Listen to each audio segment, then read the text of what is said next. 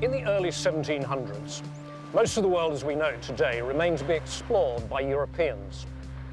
By the middle of the 18th century, scientific interest and national ambition had been aroused, and voyages of exploration were increasing.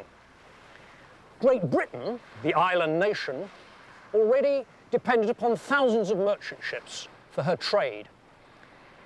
And to protect these and to guard her native shores, she relied upon the Royal Navy.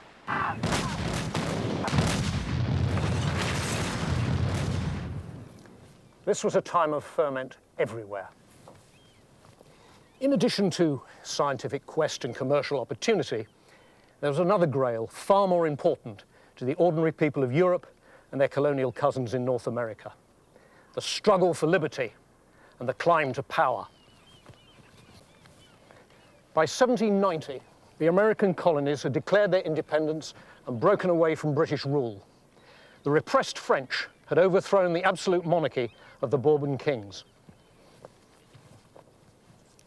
By the end of this momentous century, the United States was emerging onto the world stage as a new nation. And in France, power had been seized by Napoleon Bonaparte, and his ambition, world domination. And the only thing that stood in his way was the truculent British and their Royal Navy.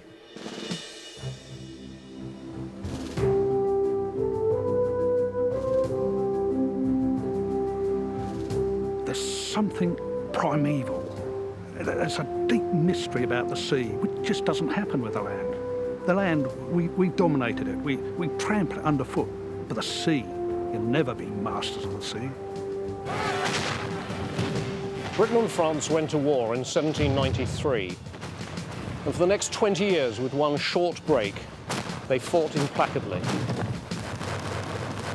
After his final defeat at the Battle of Waterloo in 1815, Napoleon Bonaparte was exiled, largely at the instigation of the British, to the island of St. Helena in the South Atlantic.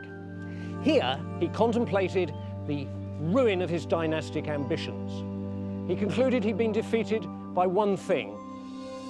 Wherever there was water to float a ship, he remarked, there you would find an English man of war.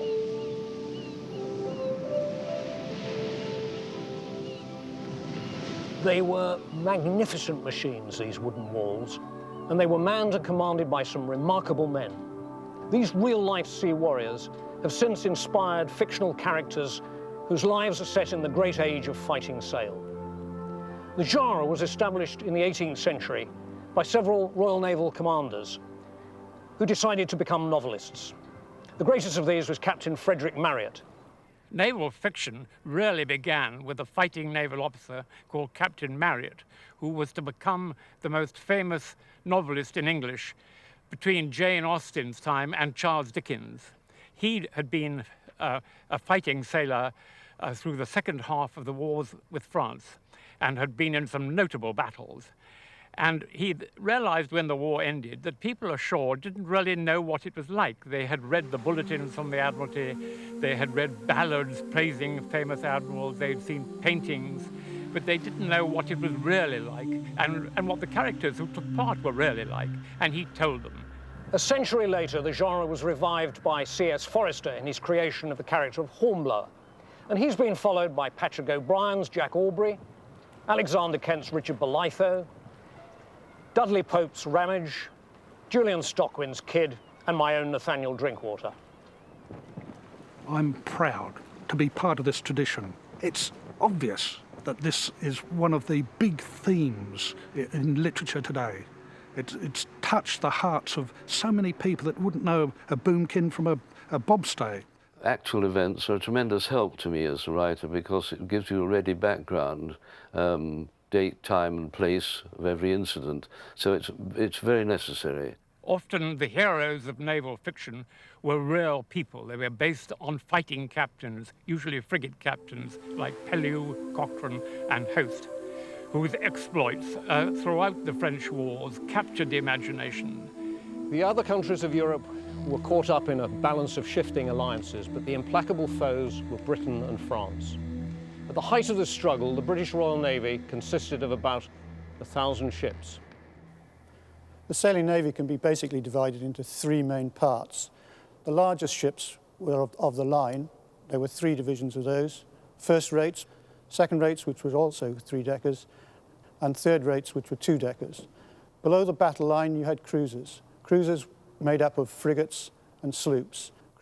Although it was the squadrons of heavy line of battleships, those first, second and third rates mounting anything from 60 to 100 cannon, which maintained British sea power in a close blockade outside every French-dominated port in Europe, it was the frigates that had the hardest and most hazardous job to carry out.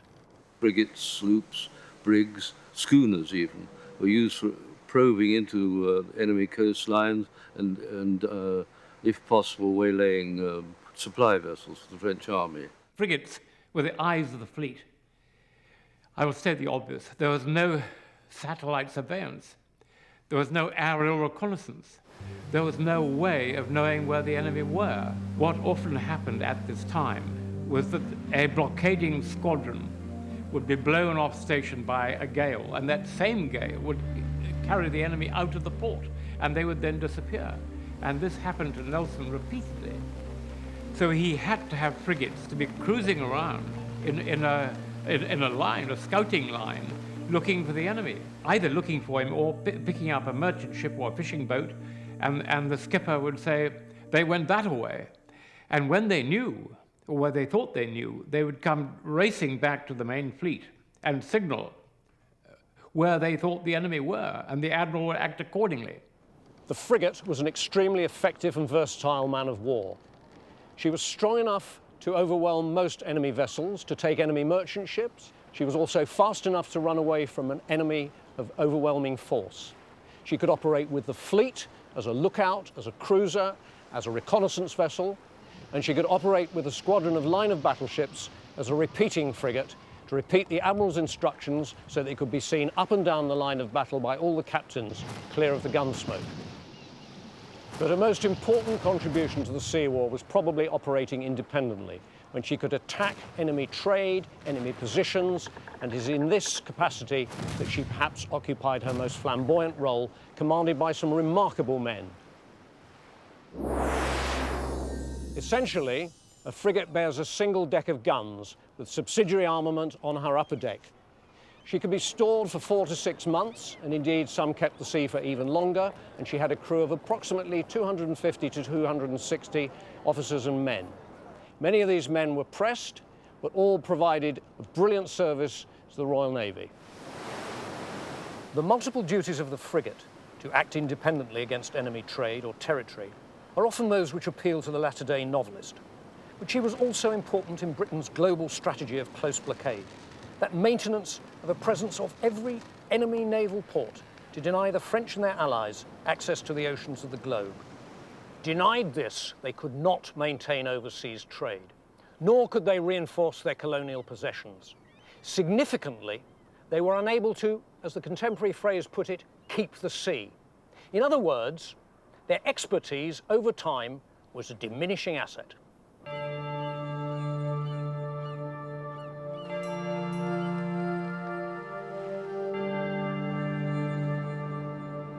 British policy was transformed into naval strategy here, in the boardroom of the Admiralty at Whitehall in London. The board was presided over by the First Lord, a political appointee who was a member of the British Cabinet. He might also be an admiral, but whether he's an admiral or a political officer, he was ably supported by the naval lords, highly experienced sea officers in their own right. These gentlemen were known as their lordships. Behind the First Lord's chair is a telltale wind vane. It reacts to a weather vane on the roof and shows the board the prevailing wind at any time. On the roof above, there is the first of a radiating series of semaphore telegraph stations which transmitted their lordships' orders from here to the great naval ports of Chatham, Portsmouth and Plymouth, from where they were transmitted by fast frigate to every British fleet and squadron throughout the world. This is Chatley Heath Semaphore Tower. It was one of 13 stations between London and Portsmouth. By moving the arms on the top, you could send a message in about 20 minutes. It took 6 hours on horseback and a day and a half by coach. So it was a big improvement. If we think of the Navy as a human being, the head was the Admiralty. This was a London-based organisation made up partly of senior naval officers and partly of politicians who made the policy. Beneath them was an organisation called the Navy Board. The Navy Board were permanent professionals. They were responsible for the design of the Navy's ships, for the organisation, the logistics, and for the vast dockyard structure which supported the Navy. Within England itself, there were 5 main dockyards.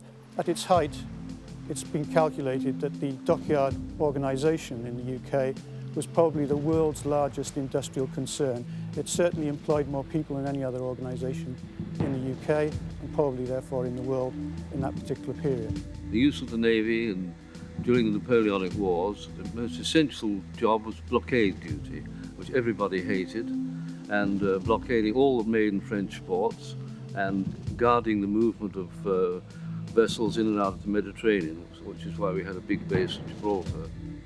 The British blockade of France was the critical part of the total war effort that the British state wages against France over a period of 22 years. Within that, the blockade is reformed and reinforced around 1800. Essentially, it then locks up the French fleet. The main French fleet in Brest never escapes in a serious formation. The main British fleet never engages in a major battle. The French fleet is defeated by blockade. But to make that blockade really work, the British have to keep an iron grip on the French harbours. And that's a grip of patrol, of observation, of constant surveillance. It's not very exciting. The French don't come out.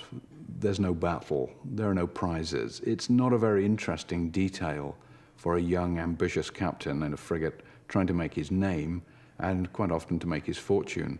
So it works, it's highly effective, it breaks the French economy, but it doesn't provide the field of glory that the young men are looking for. The British Navy had one tremendous advantage over the French Navy. That was that for much of the war, the French were waiting in port or blockaded in port, while the British were out at sea being tossed around by often very bad weather and getting accustomed to working their ships and, if necessary, fighting their ships under all conditions. The French just hadn't had that experience, so that when they met, the British had this great advantage. In essence, the advantages were probably a combination of experience, it spent far more time at sea than any of its opponents, and self-confidence, which of course came from spending so much time at sea and winning so many battles. But also there's the issue of having exactly the right tools for the job. Now, British warships enjoyed a rather poor reputation for a large part of the 18th century, quite often undeserved. But actually, by the beginnings of the Napoleonic Wars, they were very fine indeed. They were every bit as good as their enemies, and probably better in many respects. Certainly better from the point of view of the British strategy. They could spend far more time at sea, they were stronger built. Quite often, the ships themselves were more weatherly than those of the enemy, even if they weren't faster. So if you add these three together, you get a more or less unbeatable combination. Napoleon was a brilliant soldier, but he was not a sailor. He didn't understand naval warfare. The stuffing has been knocked out of the French battle fleet by Nelson. Although the French built large numbers of ships of the line, battleships, they never got them together in a fighting fleet again after Trafalgar. Britain's wooden walls took an immense quantity of timber to build and maintain. Most important was this, Quercus robur, the English oak. It takes between 200 and 300 years for a mature oak to grow, and about 2,000 of them were required for the construction of a ship in the line. Not only were straight runs of timber required, but curved compass timber to build the knees that supported the internal structure of the ship. Oak was bought here by the cartload and roughly processed through the saw pits and fashioned ready for the shipwright to take over, so that the fork in a tree like this was turned into a breast hook like this. One of these is required at every junction of a deck with the stem post of the ship. Of course, oak wasn't the only commodity consumed by the Royal Navy at this time. Iron, lead, copper, tar, paint, linseed oil, turpentine, flax for canvas, hemp for sails, And of course, tall, straight trees like this magnificent pine for masts and spars.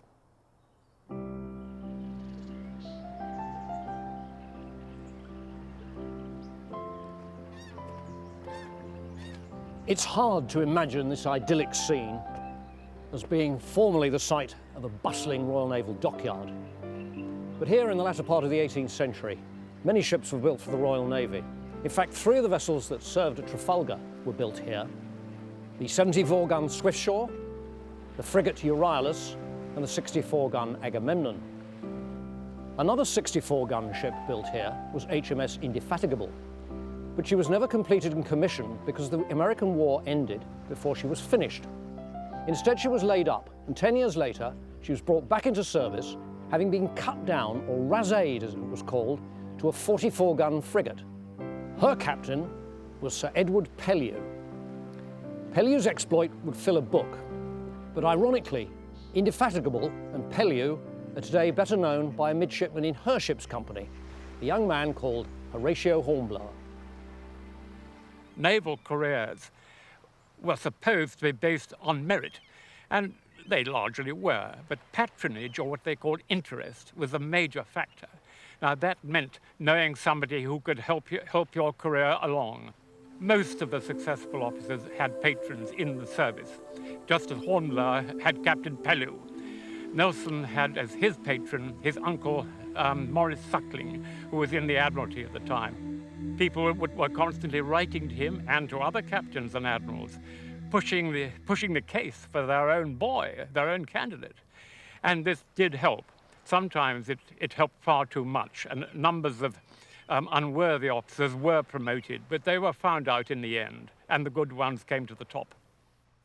It could take at least 5 years to build a ship of the line, particularly a large 3-decker. And during the Napoleonic Wars, although they built hundreds of them, they found themselves increasingly faced with the problem of shortage of suitable timber. But beyond that, they quite often found that when ships were, in the course of building, left in the open air on slips to naturally season, that actually this was a destructive process. During the course of the war, the actual answer to this problem became evident to the Navy Board, and that was quite simply to cover the building slips. And this is why we have such a magnificent building as this. And a large number of these coverings can be actually dated to the decades immediately after the end of the Napoleonic War. 3, 2, 6! Hey! Get your backs into it! Will for will! 3, 2, 6! Hey! Hey, come on, boy! What do you think you're doing? We'll rant and we'll roar like true British sailors. We'll rant and we'll roar all on the salt sea until we strike soundings in the channel of old England. From Ashton to Rope was what transferred the seaman's physical endeavours to the management of the ship, from weighing the anchor, hoisting the boat, to trimming the sails. Ropes were used for a multitude of purposes of all sizes, from heavy stays, enormous anchor cables, to braces, tacks, sheets, lifts, clewlines, bunt lines, boat lacings and boot lacings. Ropes and cables, laid up from fibre to yarn to strand to full rope, have been made here in the ropery at Chatham since 1791. Victory was built here in Chatham in 1759, and at her refit in 1803, the ropes were made here. The ropes for Victory are still laid up here, and more recently manufactured here for the Endeavour.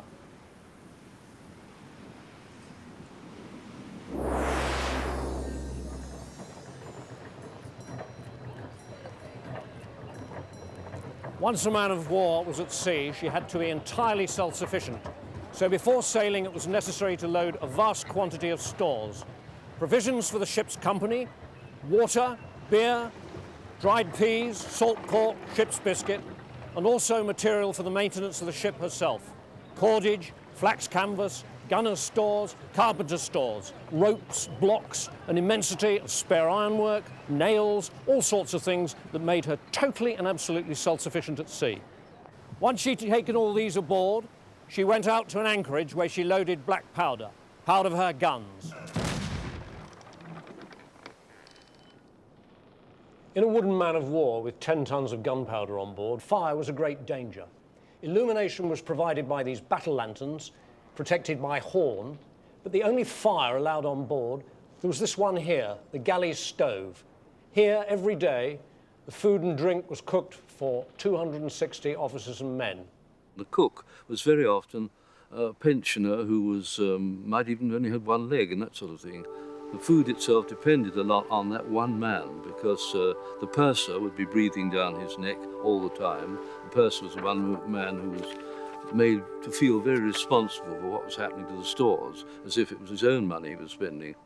But despite the fact that it's popularly imagined that food of the British Navy was dreadful, and in fact, although it was monotonous, it was regular, and that was probably better than some of their kith and kin got ashore. Our food is fairly bland, but reasonably plentiful when we get our full allowance.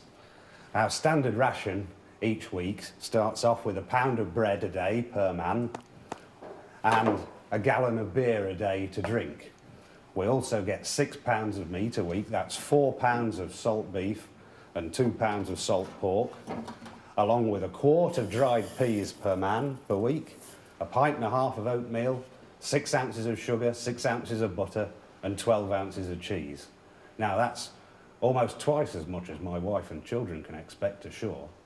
Food in the Navy in those times was very varied because obviously we frowned on today because everything practically was salted in casks weeks, months earlier, and to preserve it. And the midshipman's favourite one, of course, was to fatten up a ship's rat with the crumbs from the biscuit sack, fatten it up until it was nice and plump, and they'd eat that, as they say, it tasted just like rabbit. The ship was worked in watches and fought in divisions, but it was here in their 8-man messes that the men enjoyed their social life over dinner. The meal times were the highlight of the day, and people were given a realistic amount of time to eat their meals. And the captains tried not to disturb meal times. You were eating with your messmates, and you could choose your messmates, and you formed a really close bond with them. But the food wasn't good for your health. There weren't very many fresh vegetables, except when you were near port.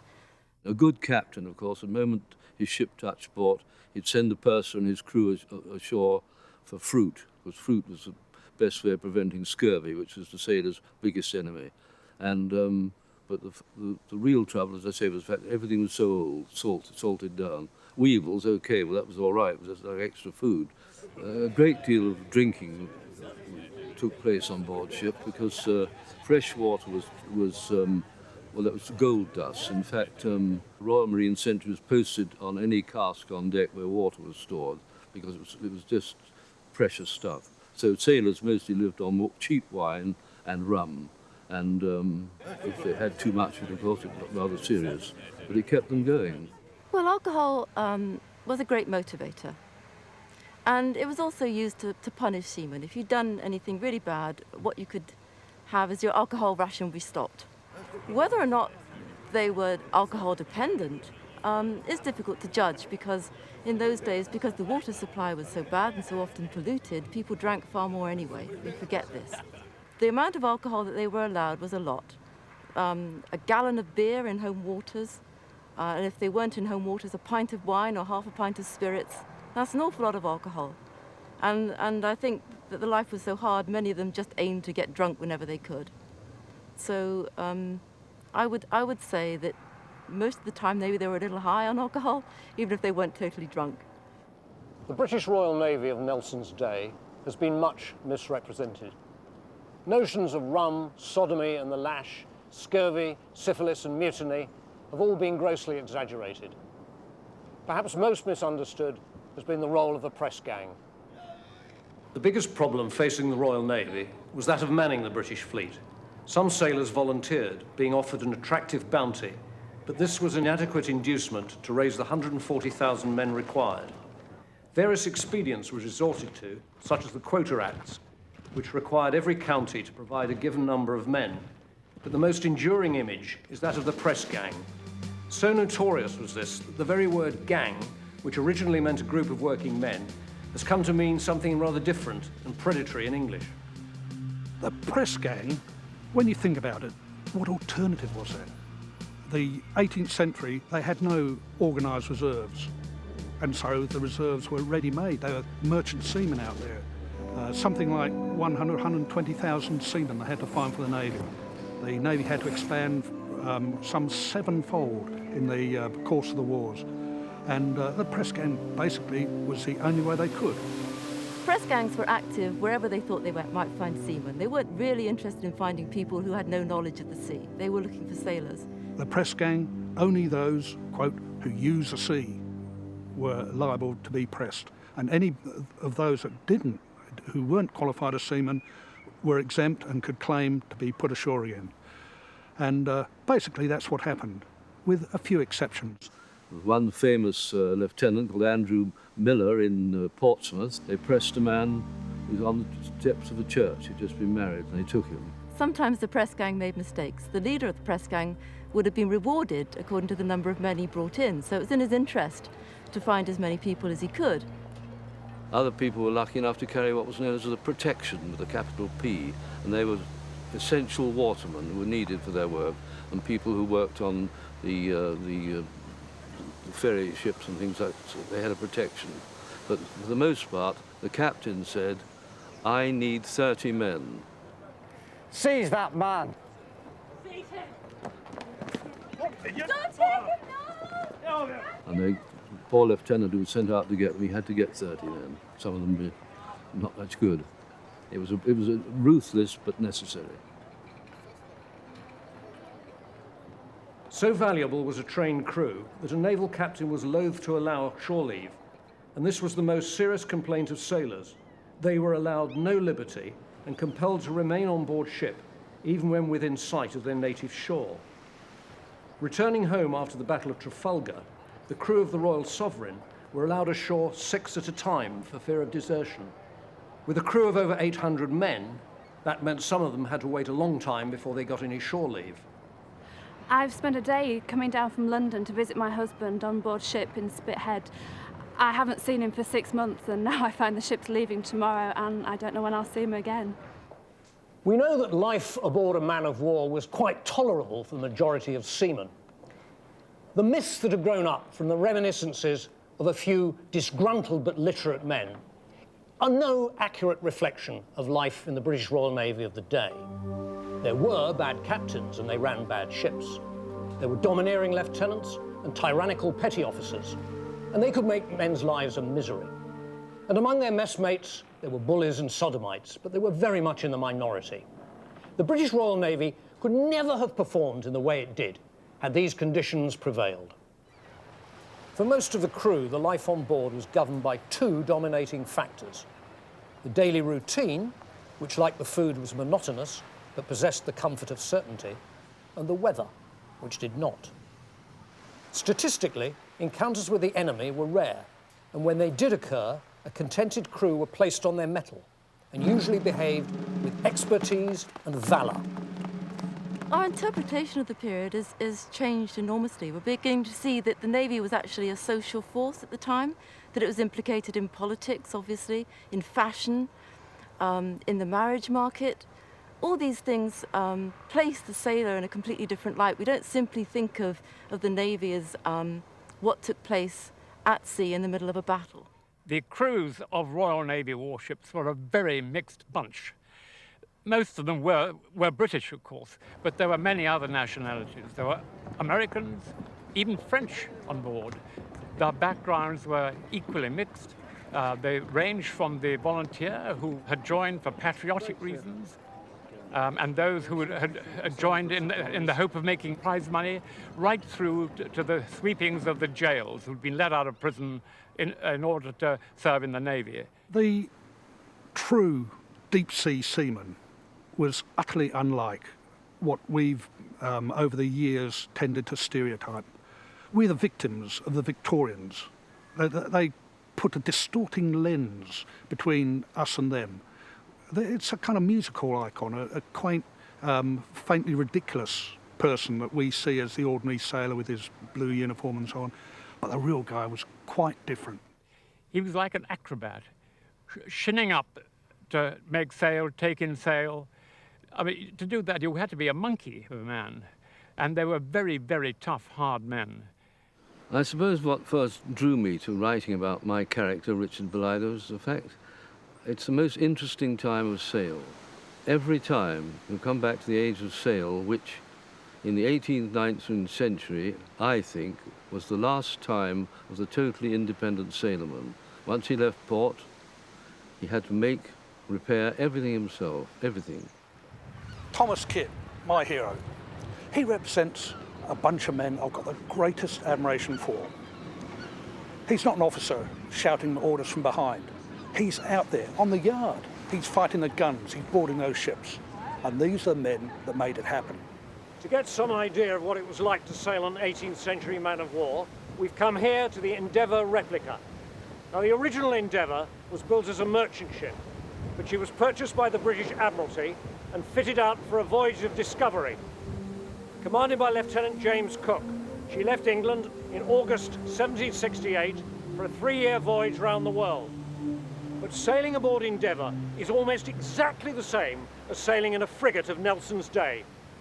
The 18th century man of war was easily the most complex machine on the planet. There was something like 20 miles of rigging, 1,000 blocks, square miles of canvas, and everything had to be known. Every single rope, lock, tackle, belaying point, each had to be known by every man aboard. There are two forms of rigging on a sailing ship. There's the massive standing rigging, which supports the masts, and there's also the running rigging. These ropes are what controls the sail and enable the commanding officer to determine its direction and the way he handles it. Here are buntlines, lifts, clew lines, halyards, and a sailor has to know exactly where they are, which cleat to go to at any hour of the day or night in any state of the weather. Iron men in wooden ships is about the best thing you could say about an 18th century seaman. They're amazing people. Let me try and give you a bit of a picture. You're driving along the car, stick your head out the window where it's going 40 miles an hour, just 40 miles an hour. Now that's a strong breeze. And you now drive along at 70 miles an hour, you're in a fresh gale. You've got to go to 120 miles an hour before you're anything like in a storm. Just what a sailor feels when he's up there in the rigging. Can you imagine what it must feel like to be hang on just with your hands, your thin rope, and nothing down there but empty space? The passage of time was marked on board ship by the ringing of the bell. One bell marked the passing of half an hour, and each hour was marked by a twin ring, up to a maximum of 8 bells at the end of a 4-hour watch.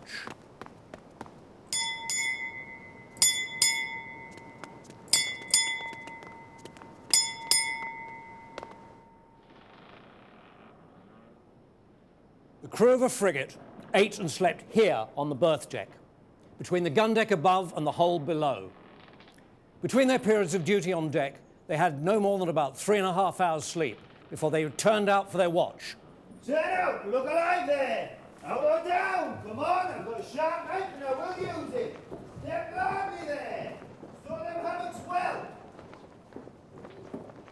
I think the worst thing about being on board an 18th century man of war must have been that there was no escape. If you didn't like somebody, you still had them there. And undoubtedly you would have come across people that you formed very close bonds with, that you would have died for, but equally people that were really menacing, that you couldn't avoid because they were in your face every day of the week. And undoubtedly you would have had bullies and psychopaths who exploited the fact that they had complete power over you. The ship is steered by her rudder, which is hung outside the hull on the stern post here. Power is transmitted down from the wheel on the quarterdeck by way of these ropes and tackles onto the tiller here, which moves across the hull to give motion to the rudder. If the wheel was shot away in action, as happened to the Victory at the Battle of Trafalgar, then an officer and seaman came down here and manned the tiller, with the helm orders being passed down from the quarterdeck by a line of men. A square rig ship is a pretty complex piece of kit. It's a machine, if you like, more complex than anything on the planet at the time, and it's big. You're talking about ships of 1,000 tons or more, carrying anything up to 800, 900 men, 100 cannon. It's a huge thing and must have really amazed people of the time. the speed of the ship was determined by the log and line. The log ship was thrown over the stern and ran out, while the duration of time was measured by a sand glass. After that had finished, the order was given to nip, the line was jerked, the pin came out, and the log was brought into the ship. With only a small standing army, it was Britain's wooden walls of her navy which provided her with her chief means of defence. It was also the navy that enabled the British to go over to the offensive, and ultimately it was British sea power which defeated the land power of Napoleonic France through the continent of Europe.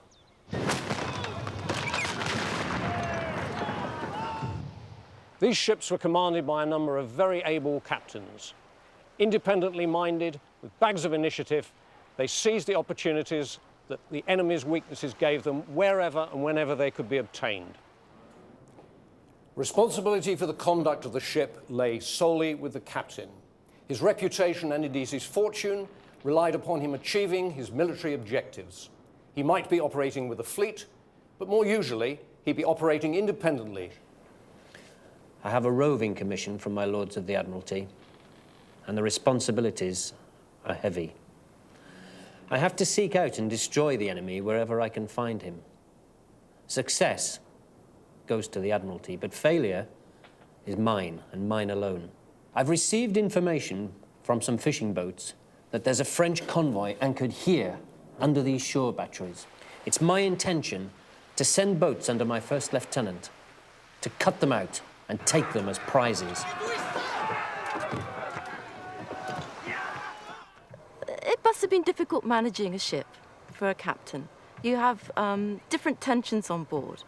You've got to keep the men happy, but then you've got to keep them disciplined. You've got to keep your officers motivated. It's like running a big organisation today, perhaps.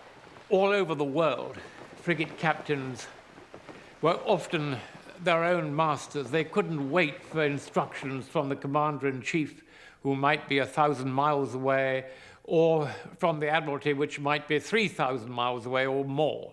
We were talking about the role of the captain, and it's interesting looking back to see how completely the captain held power over his ship and his ship's company. My master is beyond reproach. Do not bring him into this. To the average sailor, the captain was a man who could promote, demote, flog, hang if necessary, anything he liked. And so he had absolute power. But once the captain was on his own, of course, he had to use a certain amount of compassion as well, because a good captain led his men rather than drove them. To be a successful frigate captain in the 18th and early 19th century, you needed a certain kind of style, almost piratical. In the 20th century, the equivalent is the Coastal Forces Command of the two World Wars, who had this kind of dash and verve, and that's what made for good frigate captains. Command of a crack frigate was the ideal opportunity to do two things that young naval officers sought. One was to make a name and to make a career on the back of that name. But at the same time, the opportunities to make money were limitless. Some captains made an enormous fortune. Many captains are knighted for frigate action victories. They're given rewards because of the public notoriety of their success.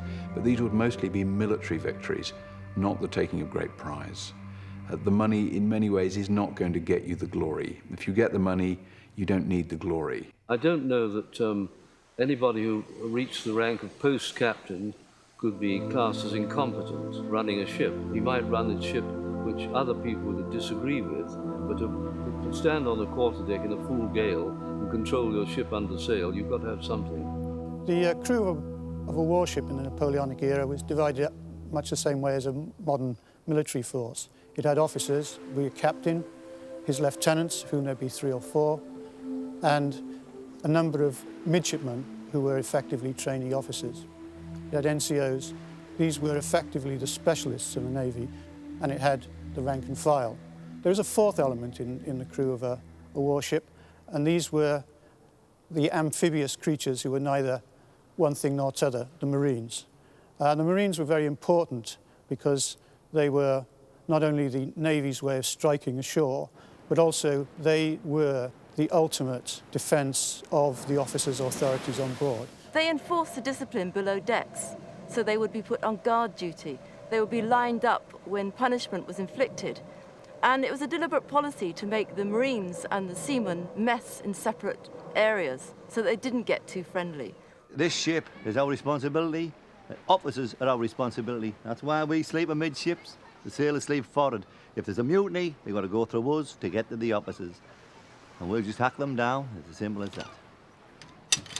You okay, boys? It is, of course, this brutal aspect of the sea life that tends to capture the imagination. Some interpreters of the period have overplayed this drama in their fiction to the detriment of history. Others seek a more realistic evocation. Some people have called it rum sodomy in the lash as a history of the Royal Navy. That is a slur. There was rum, sure there's rum, but there's, goodness me, there's much more ashore. The average day labourer working in a field got a gallon of cider or beer a day as his ration, free of charge. At sea, they got their tot, but can you imagine the effect of a ship going into action, yard arm to that enemy, and half the men are sozzled? Of course they couldn't. So they made up for it when they're ashore, and that's where we get the image of the sailor. They were dirty and they were drunk, and most ordinary people would shun seamen when they came into port.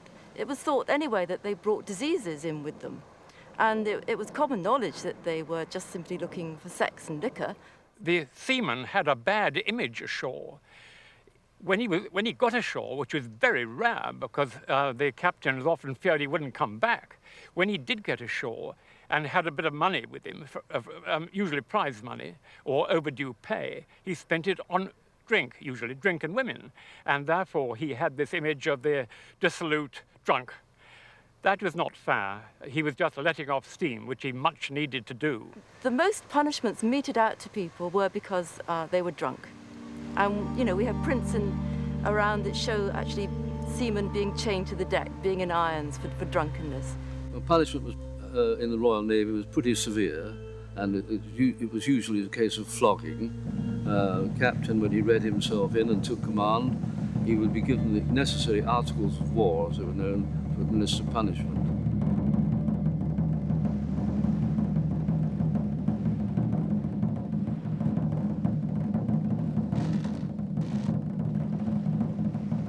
The prisoner has been charged and found guilty of theft. Punishment, 12 lashes. Boatswain's mate, lay on.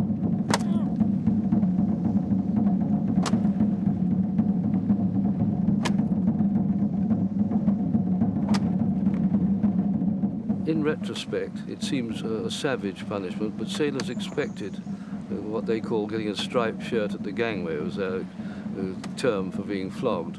I read some letters of a man who was flogged, and he said he felt ashamed and degraded, and that's all it was. You can't make a better seaman by flogging him. Ship's company, dismiss. Cut him down. Another great misconception about the life in the 18th century Navy from our perspective is that it was brutal, that life was very brutal. People always think of the floggings with the cat o' nine tails, the bare backs, the blood streaming, the flesh being peeled off the cat o' nine tails by the boatswain in between strokes. And that is a horrific image. But what we need to do is set it against what life was like in the 18th century. And in the 18th century, you could be hanged for stealing a handkerchief. Jane Austen's aunt was nearly transported for shoplifting when she inadvertently picked up something in a shop and walked out of it. So when you set flogging against that sort of structure, that sort of life ashore, you can see that life in the Royal Navy was not any more brutal than life in the 18th century. Written in the middle of the 18th century, Rule Britannia was a popular song in which Britons affirmed their liberty. Britons never, never, never shall be slaves. The combined seamanship of a captain, officers and crew brought a ship to her objective and manoeuvred her towards it. That Britain's men of war were her wooden walls is only part of the picture. Those wooden walls were pierced by gun ports, and in every embrasure was an iron cannon. It was these that asserted British sea power. The real key to it was gunnery. They exercised their guns all the time, their great guns, as they called them. The Admiralty only allowed them a limited amount of powder, so they often bought it themselves. The reasoning being that if they spent money that way, their efficiency would result in them taking more enemy ships and getting more prize money. This is a 32-pounder carronade, a short, ugly little weapon, devastating at short range. Imagine staring down its muzzle, waiting for it to fire. On the upper deck, in addition to the carronades, there were these long guns, 9-pounders. But the real devastation was done down on the main deck, where the battery of 18-pounders lived. But the reality of Britannia ruling the waves came down to this, naval artillery.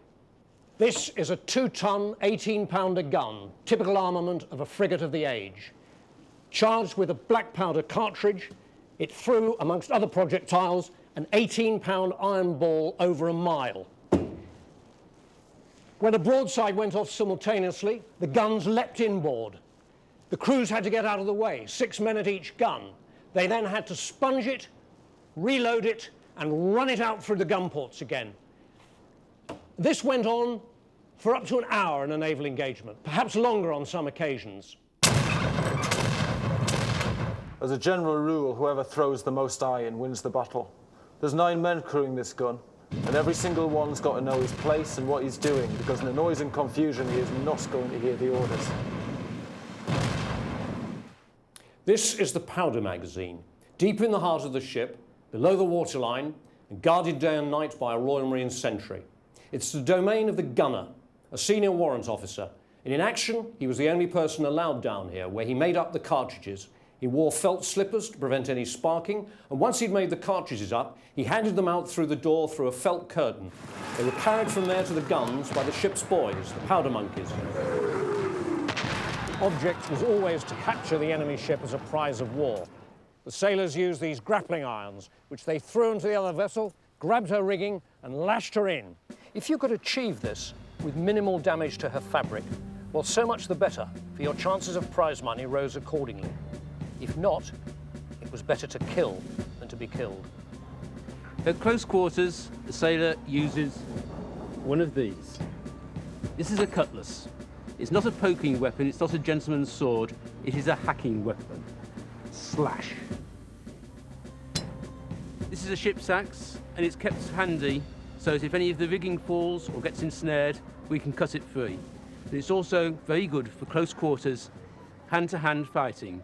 You can do a lot of damage very quickly with one of these. When the ships were board and board in action, and there was risk of being invaded by the enemy, or the order was called for boarders away to attack, the men went to the mast, grabbed these boarding pikes, and attacked. The Marines were seagoing infantry. They were useful for boarding parties. They helped in battle. They were in charge of the musket fire. And of course, if there were ever any amphibious operations, because the Marines were under Navy discipline, they worked together alongside the seamen very well.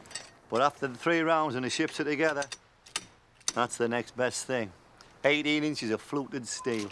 It's fluted there, so when it goes in up over under the rib cage and twists nice and tight, and it'll come back out nice and easy. If it's flat all the way around the course, the suctions hold it in, hence it's fluted. But once you're on board the other ship with the sailors there, it's quicker to take that off. Death was ever present. So the seamen longed for the comforts of the shore, but they were denied liberty by most captains who were fearful of desertion. A few intelligent and enlightened commanders worked a trust system where a man stood guarantee for his shipmate, but most confined their crews on board, allowing the dubious pleasures of the shore to visit the ship. A ship of war in a fleet anchorage was overrun by every sort of vendor, moneylender, and of course the ladies of easy virtue. At such time, the bonds of discipline were loosened. Fornication and drunkenness were permitted, to the shock and horror of any genuine ladies who ventured on board. When they were in port, warships were full of prostitutes. The port towns like Plymouth and Portsmouth apparently could muster 1,000 prostitutes when the fleet came in. A warship was a man's world, but we know that women went to sea. They went to sea quite legitimately as the wives of warrant officers. That's the wives of carpenters and masters and boatswains. I'm the wife of a gunner, and I've lived aboard this ship for 5 years. Many other women also live with their husbands on the ship, and in times of action we either help the surgeon or run powder from the magazine. Ghastly as naval battles were, and the sheer carnage, less than 10% of deaths in the Royal Navy were caused in action. Most of those who died of disease, or illness, or lost overboard, or shipwreck. In my role as surgeon in His Majesty's Navy, I fulfil three basic roles. Firstly, that of physician, then surgeon, and finally apothecary. The vast amount of my time is spent in the prevention and treatment of disease or illness on board, and ultimately the preparation and dispensing of the various medications required. Only a small percentage of my time is actually spent as a surgeon, obviously, basically in action, but also amongst the many, many accidents that can happen in a close-knit community, as on board one of His Majesty's ships. Davy Williams, to the deep. Amen.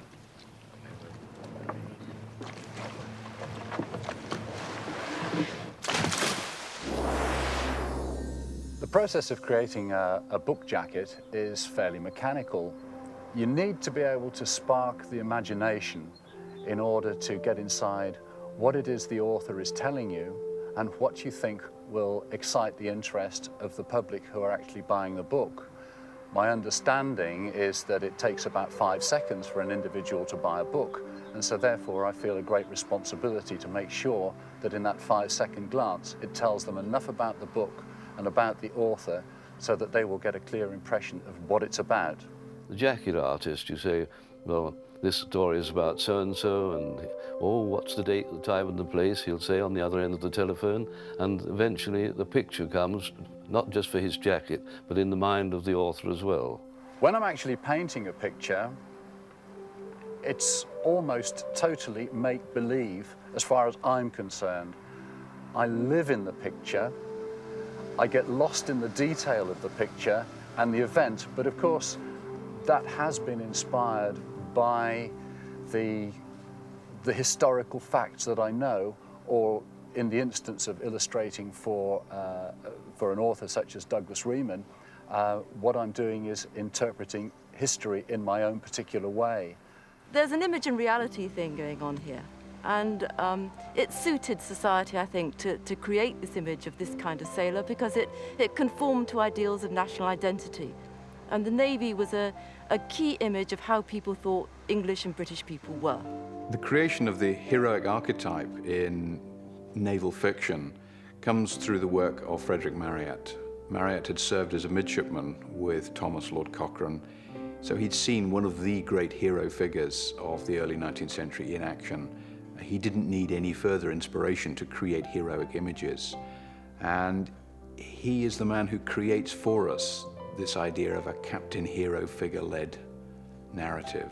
What's happening in the more modern novels, such as the Drinkwater series by Richard Woodman or Patrick O'Brien's Jack Abrey novels, is that the new insights that historians are finding about life in the Navy are being reflected. And so those more modern novels are a much more accurate indication of what life was really like in the Navy.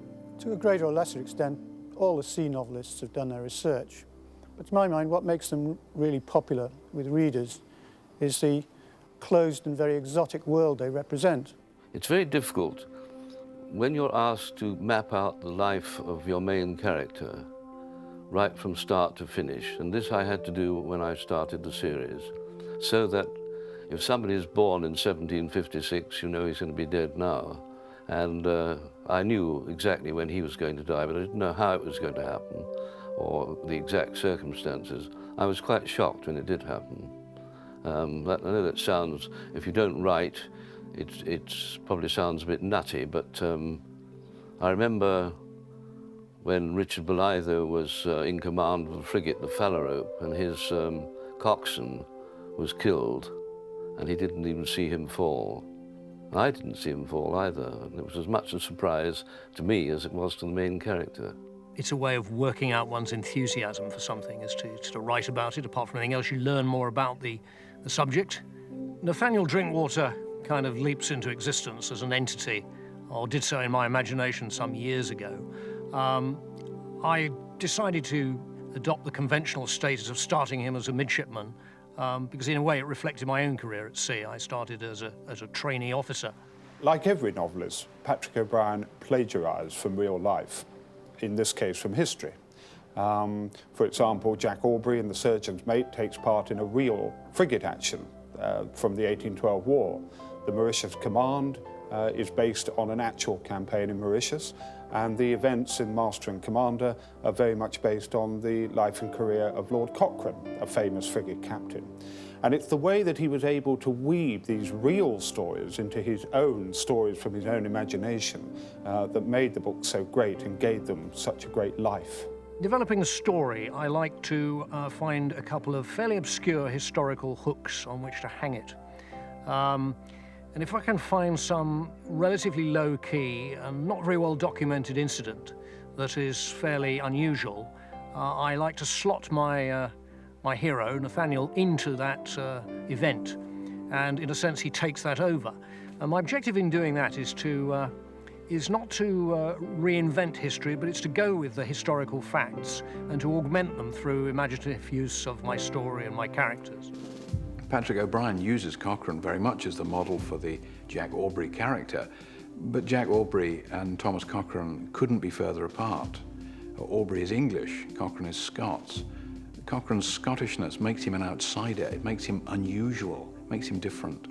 Cochrane's intellectual abilities are way beyond those that are given to Abrey. The two men don't occupy the same space. Patrick O'Brian absolutely steeped himself in 18th century naval history. When you spoke to him, he spoke almost as if he was an 18th century man. He certainly was able to write and make his characters talk as if they were 18th century. And one of the extraordinary things about his novels is that they're not just novels about the Royal Navy, they're novels about the whole of 18th century life, whether it's medicine or music or you name it, he just about got it in. So his novels are a wonderful evocation of what it was like to be in the 18th century Navy, but also about what it was like to be an 18th century person. I'm fascinated by the seamanship and handling of these ships and the internal life within them, and I hope that my readers can share some of my enthusiasm for this exciting age. It's always fascinated me, this period, basically because it's the real climax of the age of sail. This genre now is getting world attention, it's growing. Basically, for one thing, that is, the individual at sea has to face things, and through his own courage that he finds inside himself, face getting out in the yard, firing guns, being at sea, meeting messmates, having to fit in, all of these things, he's on his own, he faces it himself, and this is how he achieves becoming a man.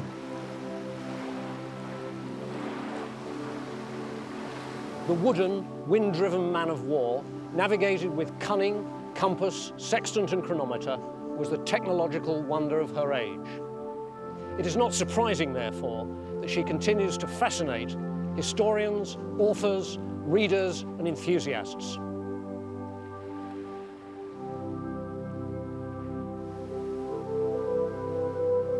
Dark, heaving, endless and sublime, the very image of eternity.